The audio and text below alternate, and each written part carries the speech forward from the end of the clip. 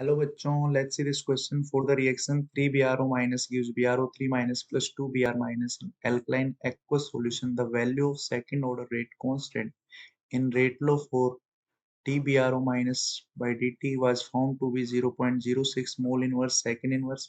The rate constant when the rate law is written as dBrO3 minus by dt is A mole inverse second inverse and change in concentration of Br minus upon dt is B molarity inverse second inverse. The value of A plus B into 100 is.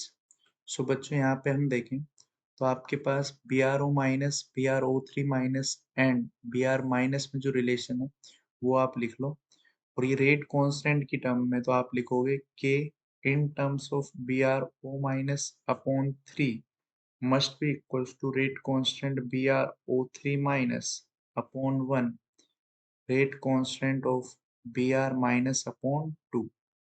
सो आपको यहाँ पे जो given है rate constant in terms of BrO minus given है 0.06। तो rate constant in terms of BrO3 minus will be equals to rate constant of BrO minus upon 3 which is 0.06 upon 3 यानी 0.02। First आपके पास हो गया, ये आपके पास आंसर आ गया BrO3 माइनस का जिसकी वैल्यू है A के इक्वल। सिमिलरली जब हम Br2 माइनस की बात करेंगे तो Br minus upon 2 equals to K BrO minus upon 3।